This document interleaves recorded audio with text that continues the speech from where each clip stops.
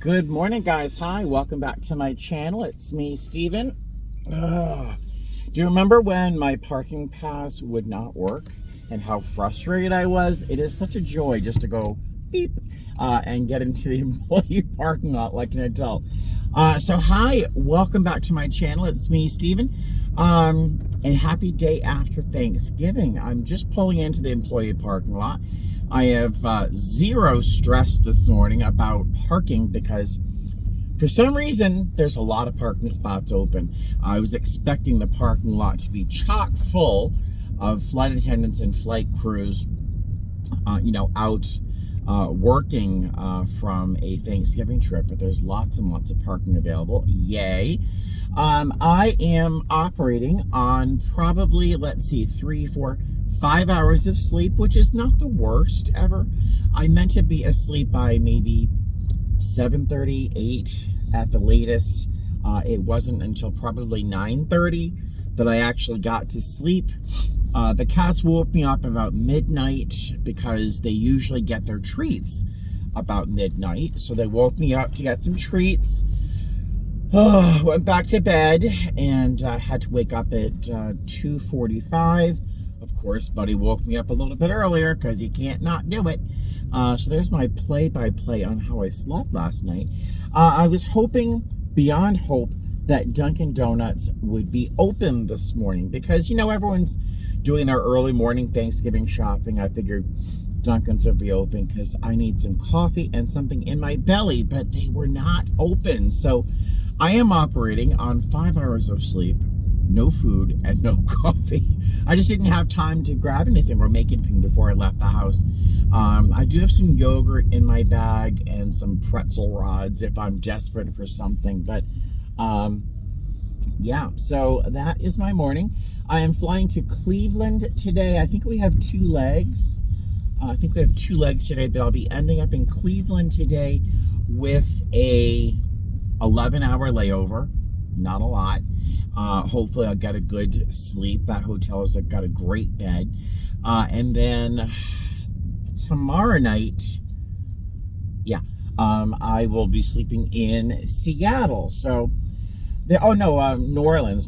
So there you go. Let's find the best parking spot available, as I have plenty to choose from, and I will see you at the airport. Oh my God, Starbucks is open. I'm saved. All right, so, hey there. So I am in LA. Did I tell you we had a 3-hour sit in LA? Yeah, so we got off the flight, which was super easy. 156 passengers. It was 41 minutes, so we didn't do a service. We didn't have time. Really easy flight. Amazing crew. Love my crew. Got to LA and we have a 3-hour sit here before we have to fly to Cleveland. So we have about a half hour left. We stopped off at Lemonade for breakfast. But I'm going to hit the little boys' room and maybe try and get a cup of coffee and then make it to Cleveland. We have 11 hours. But the rest of the trip is super easy. Just have to get through today, that's all. Hey guys, hi. So we made it to Cleveland. The flight was pretty easy. It was just 4 hours and 12 minutes after a 3-hour sit and a 4:50 showtime a.m. It was just brutal. Just a long trip. And I have a little story time for you regarding the only real challenge and complication on this leg. I'm wearing a mask, as you can see, because someone nearby said they had a cold. And then people were coughing like bad all around, so I put a mask on. Our shuttle just showed up, which is good because it's freezing out here. I will see you at the hotel. Hey guys, all right, so it is 7:44 in the evening. I've been in my room, I don't know how long exactly, but I've been here long enough to grab my food, bring it downstairs to the crew room, and heat it up in the microwave. I certainly don't have time to heat it up in my Sabbath heat, which is my preferred way of heating my food up. because we have a 4 a.m. shuttle. I have to wake up at the latest 3:15 in the morning. And tomorrow's going to be a very long day, another very long day. This is a great credit trip. It's technically a 3-day trip, but we're back in Las Vegas by like 8 a.m. or 9 a.m. on day 3. So it's really like a 2-day trip, and it's credited at like 18 and a half hours. So it's a really high credit trip for what it is. But it just means very long days. That's all. The first leg of today was fairly easy. I think I told you about that earlier. We had a 3-hour sit, which is debilitating. We were all really hungry, and none of us were prepared for breakfast food. So we stopped at a place called Lemonade at the airport, which is really well known for overpriced, mediocre food. But we all had breakfast. It was $20 for like a egg scramble with bacon and potatoes. But it was delicious, but it was $20.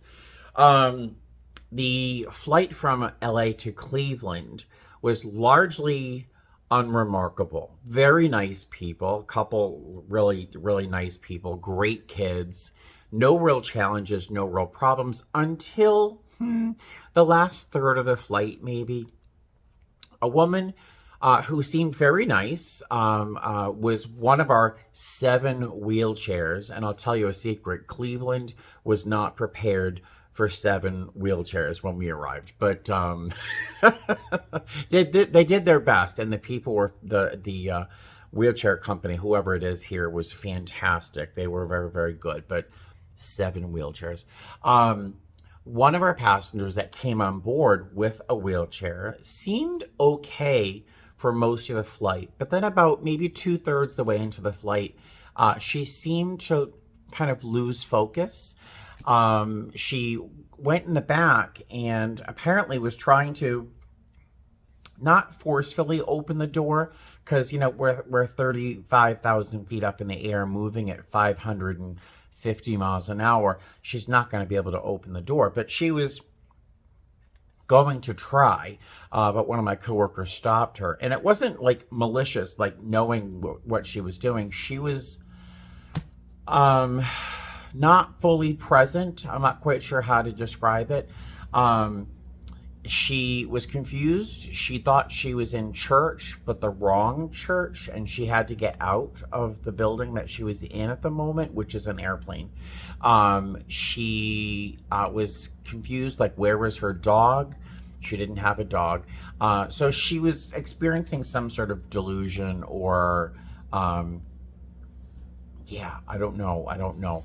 And it just got worse in the last maybe hour of the flight. And so I have to give kudos to my crew, who I've already said earlier was amazing. But my crew tonight really, really showed some real honest care, concern, and compassion for this woman. It was really wonderful to see my coworkers. Now, I did my part as well, but and she seemed to really be much more quick when I was asking her questions. Oh, yes, I'm going to Cleveland. But the minute I walked away, she told one of my other coworkers that she had no idea what she was doing, where she was going, why she was there. It was just weird. I don't know if she's suffering from some sort of dementia or something, but that was that's kind of how I would describe it. I wasn't upset by that, and that wasn't a problem, because it's not her fault, right? But what I did have a concern with and kind of a problem with is that she got on that plane. Somebody put her on that plane. She didn't get there by herself. I could, after experiencing her for that flight, she didn't get there on her own. Somebody got her a ticket, got her on that plane, and then left. All sorts of things could have happened to this woman. Who knows what could have happened to her? So in the airline industry, we have something at my company, we call it a special, and that special could be a UM. We had one tonight, an unaccompanied minor. He was a 14-year-old who's almost as tall as me. So an unaccompanied minor is a special. Someone who is not a child, but maybe learning impaired or developmentally disabled in some way, that needs extra care, concern, for us to watch them during the flight. That's a special. there's all sorts of reasons for a special, and this really would have been the ideal situation for a special, in that whoever it is that dropped her off at the airport could have told one of our company representatives that she had some special need of some kind, because she did. And we didn't really know what to do. So I called our captain. Did I tell you I'm flying lead on this trip?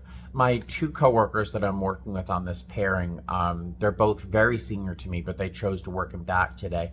And they're glad they did. But I called the captain probably about 40 minutes before we landed and let him know what the situation was. And I was hoping he could call ahead and have someone meet us at the gate, someone who would be available to help transition her from the aircraft into the airport and sort of give her the support she needed there. And I don't even know what that would look like.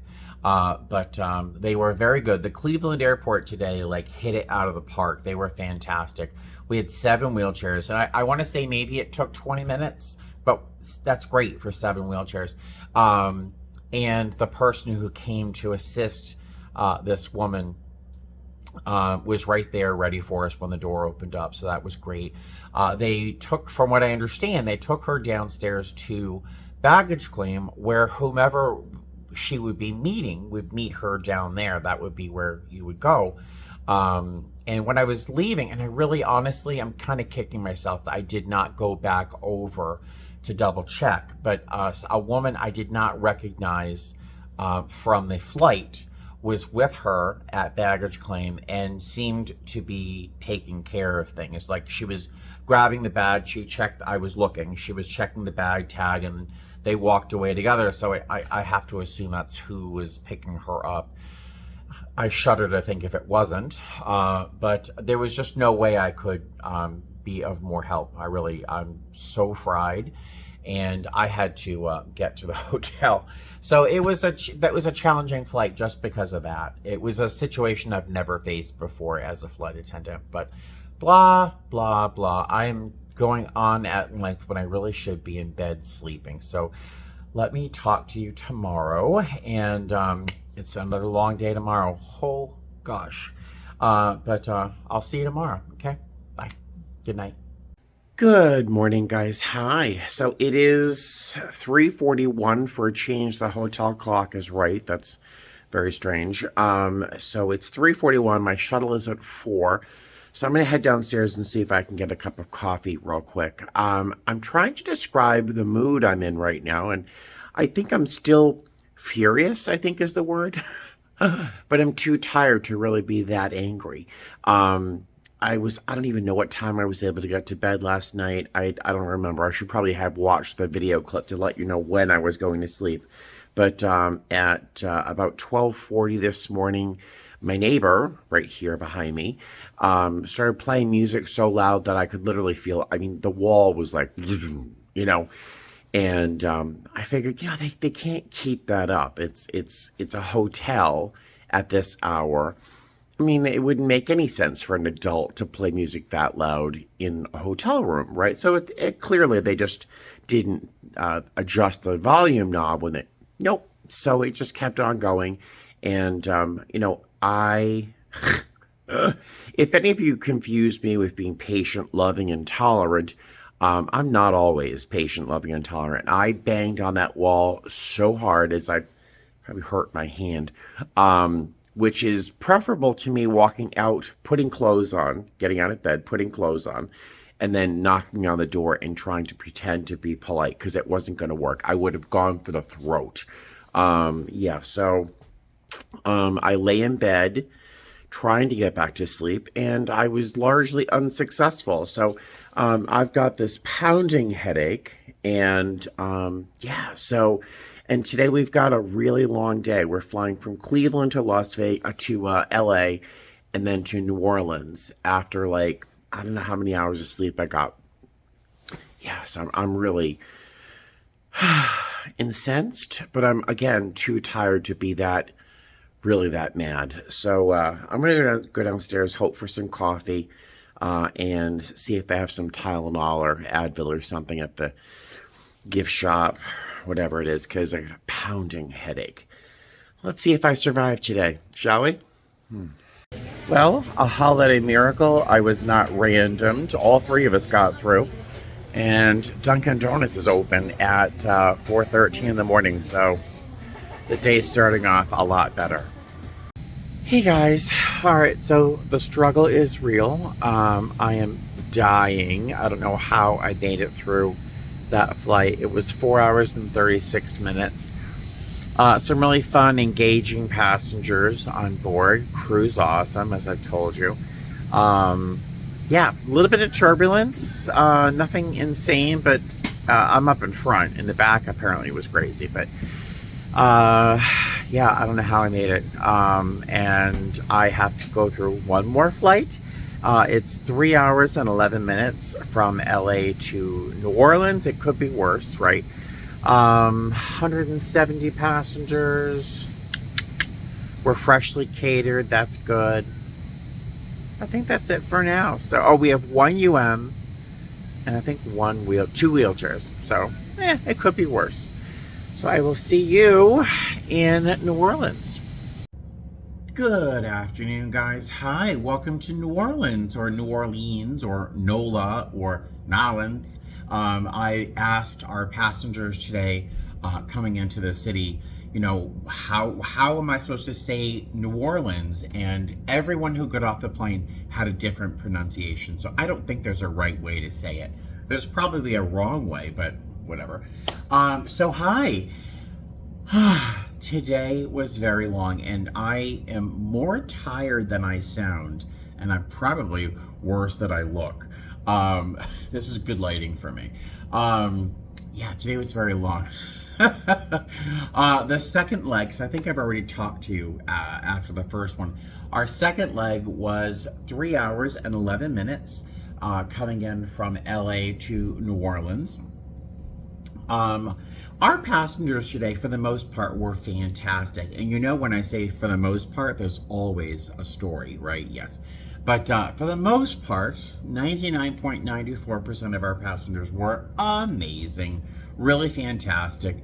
But there were a couple that were interesting and offered experiences that were completely unnecessary. One passenger refused to believe that our aircraft did not have Wi-Fi. Now, it is strange that our plane that we flew in all day today is 9 days old. It literally was born 9 days ago. And it does not have Wi-Fi installed, which is very strange because it's been installed in all of our aircraft for like years now. Yeah, but she insisted that there was Wi-Fi because she was watching someone else's phone from a distance and they were on Instagram. No, miss, I'm sorry, there is no Wi-Fi. It's not installed on the aircraft. But she has it. No, I'm sorry. I wish I had a password for you, but there's no Wi-Fi. And she just kept insisting. It was very, very strange. And then she ran to the bathroom, but before she got to the bathroom, she stuck her phone into my hand. When you pick up someone else's phone or you have your own phone, and it's okay when it's your phone, when it's covered in like face grease and foundation, it's all like slippery because the slippery is from your face. Well, she handed me her phone and there was a feeling that reminded me of a piece of kitchenware from Goodwill that has been sitting in someone's kitchen forever, accumulating, she took it from me when she got out, but it was just it was a lot. And then I'd say 5 minutes later, a young man is standing waiting for the restroom. And this is a reason I really don't like my galleys empty for much time, because this young man was standing in the galley. I'm there. I turn over and I see him picking up the red flag that is attached to the pin that is used to sort of secure our arming lever on our door. It's a very important piece of equipment. It's a pin, but he's picking it up, he's playing with the flag, and he says, I said, "Sir, excuse me, please don't play with that." And then, as I said, that he dropped it, and like a python, he struck a cobra. He struck, and he put his hand under the arming lever. I didn't freak, but I was like, "Sir, please don't touch the safety equipment." He's like, "What is it?" Oh my God. Yeah, it was just a lot. Yeah. But everyone else on the plane for both flights was really fantastic. The highlight of my flight, the second flight, was this young couple. The young man, he was probably in his mid-20s. He was a big boy. He was probably 6'6", big football player build. He had just recently had surgery on his knee, and he was really having a hard time walking, never mind bending his knee. I'm sorry, these are really boring stories. But he was sitting in row 4C, which the seat is like this small, and the poor thing, you could see him in agony. And I was willing our big front seats open, in that no one would sit in them. There's 2 seats right there, and I'm just trying my best to will into creation that these seats would be unoccupied, because this man was in absolute agony because of his knee being bent. And it was empty. There was no one sitting in them, so I was able to have him sit in that big front seat, where even in that seat with the extra leg room and the extra room, he was still uncomfortable, but it was much better than where he was. So he and his girlfriend were so appreciative and super sweet, really nice. But they were like the high point of this second leg. The pilot, or the captain, told us the last hour of our flight might be turbulent enough that we would remain seated. And I'd say the last half hour was a little bumpy. The last 10 minutes were actually quite startling. Not as bad a turbulence as my last trip, but there was a point where the entire plane went whoop, because we all kind of lifted up, and it was really rocky. There are some tornado warnings going on right now here in New Orleans, and yeah, the clouds are speeding past, and it's raining buckets. So just a very event-filled flight. 3 hours and 11 minutes. I wasn't sure if I told you that. We had about 150, 60 people on board. So yeah, really good day, but very long. I practically closed my eyes a few times because I was just on the edge of exhaustion. But so I have 15 hours here in New Orleans, and I am gonna give myself a half hour in bed, a half hour nap, a half hour. I'm gonna set like 10 alarms, and then I'm probably gonna go out and find a bite to eat. I have some chili in my lunch bag, but I have a little bit of heartburn right now, and the idea of eating chili sounds like suicide. So I think I'm gonna try and find a bite to eat outside somewhere. Blah, blah, blah, boring, right? So let me stop boring you. I will see you later on if anything interesting happens during my layover. I doubt it. If not anything today, I will see you tomorrow. All right, toodaloo. Good morning, guys. Hi. It is just about 6 o'clock in the morning. Our show time is 6:10. Kirsty and Jody were both randomed this morning in New Orleans, and it's taken them a very long time to get through security. I don't even see them. Oh, there they are. We have 10 minutes to get to the gate, so it's plenty of time. Yeah, I got about 6.5, 7 hours sleep last night. Wasn't interrupted, so that was nice. Today is one leg home. That should be a max of 3 hours, so there's that. Yeah, I think that's it so far. So good start to the day. It wasn't random. And I'm flying with a classmate of mine, Rose. She was in my class, so it's going to be a very nice day, right? All right, I'll see you soon. Hey guys, how are you? Welcome back to Las Vegas. Welcome back to my car, Sheeny. As dirty as she is. Oh my God, she needs a little bath. And my crack in my windshield has not improved. I have to take care of that. But it's growing that way, to the right and very low in the windshield. So it's not really been a problem so far. So hey, how are you? The flight today was very nice. First off, it was one leg, which is great. The flight was 3 hours and 36 minutes, which felt like a long time. But I was surrounded by amazing crew. Kirsty and Jody are dreams to work with. And Rose is one of my classmates. She was my chaser today. So the crew was amazing, and our passengers were really, really nice. Most of them were sleeping the whole flight, so that's fine. But the ones that were awake were really, really pleasant to help, and a pleasure to serve. In particular, one couple, which upon surface looks and just a quick glance, we would have nothing in common. Like, you would just think, they're from New Orleans, I'm from Boston, they're black, I'm white, they're older, I'm getting there. We're just very, very different. Thick accents and my little gay accent. Lots of things were very, very different about us, right? So that's what you think right away. And that's how a lot of us think about each other in general. Like, I have nothing in common with you. But in reality, you do.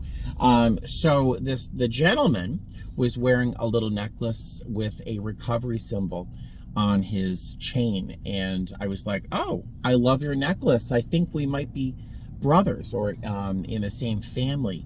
And we got a little laugh, and indeed, we're both in recovery.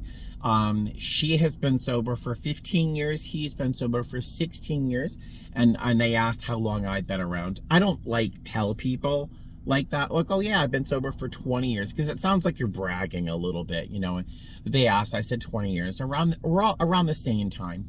And we just had a really good laugh over a couple of things I'm not going to share with you here, but really, really great. Something you learn in recovery is that we are all the same in so many ways. And the things that make us look different, skin tone, economics, education, really don't matter at all. I kind of want to get weepy thinking about this.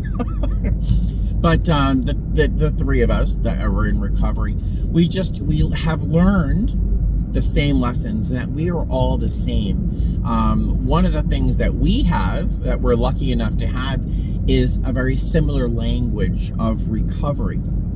So it's easier when you talk the same language of recovery, the language of love, that it's easier to see the similarities when you speak the same language. So we just had a really, really nice time, shared a couple experiences, and just really had a wonderful time talking about conventions and stuff like that. It was just wonderful. And it reminded me of something that I really try to remember. Where am I going right now? I need to eat something before I go home. I try to remember this, but I was reminded by meeting this wonderful couple today, is that we are all the same in so many ways, and I don't need us to both be in recovery to understand that. You know what? I'm not sure if that makes any sense at all, but there are so many things that unite us as people in terms of needs and hopes and dreams, that to let little things like skin tone or origin or any of that divide us just seems just stupid. So I was just really, really tickled by this couple today. They were fantastic. And hopefully they reminded me to practice love and tolerance and acceptance, and the knowledge that we are really all the same to a degree. There are things I'm unwilling to accept. Like, if you do not believe that I am your equal in terms of being a human being, in terms of rights, responsibilities, and those kinds of things, that kind of crap, goodbye. But otherwise, all right, so I'm gonna grab a bite to eat. I don't even know where I'm gonna go, but I need to eat something before I get back to the house. It is Sunday. Yeah, I think I'm just gonna go home. So I'm gonna stop talking. Thank you so much for joining me. Oh, there's McDonald's. Thank you so much for joining me. and on this trip, and I will see you very soon. Okay, let this person cross. Come on, all right. Come on, come on. Bye, guys. I didn't say fly safe. Fly safe. Bye.